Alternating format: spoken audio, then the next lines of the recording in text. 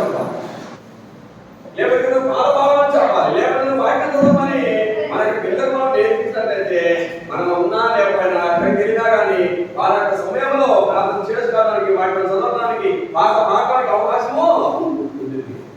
మన యొక్క పిల్లలు అక్కడ పెంచుకుంటున్నామా లేదా పెంచడం లేదని కూడా మనం జ్ఞాపకం చేసుకోవాలి. అందుకే క్రీస్తున్నటువంటి సహోదరి సహోదరుల సాధువానికి నేర్పు వారి పెద్దవారైన దాన్ని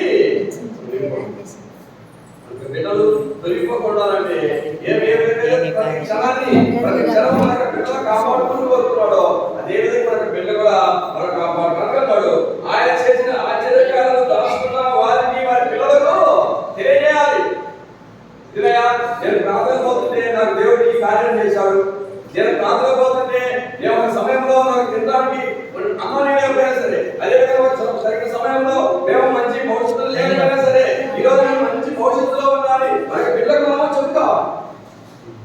అలాంటి స్థితిలో మనకి పిల్లలకు మనం నేర్పించలేస్తే మనం బట్టి మన స్థితిని బట్టి మనకి పిల్లలు కూడా మంచి భవిష్యత్తులో మంచి వాక్యం నేర్చుకోవడానికి అవకాశం ఉంటుంది.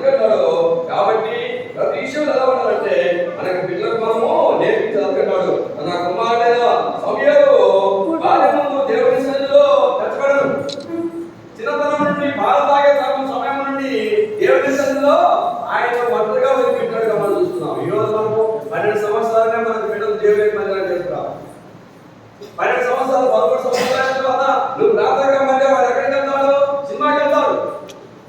మన ప్రార్థనగా అంటే ఈరోజు మంచి సినిమా విడుదలైందని వాడు తెల్లరాగానే మనం చెప్పకుండా వాడు ఎక్కడికి వెళ్ళిపోతాడు.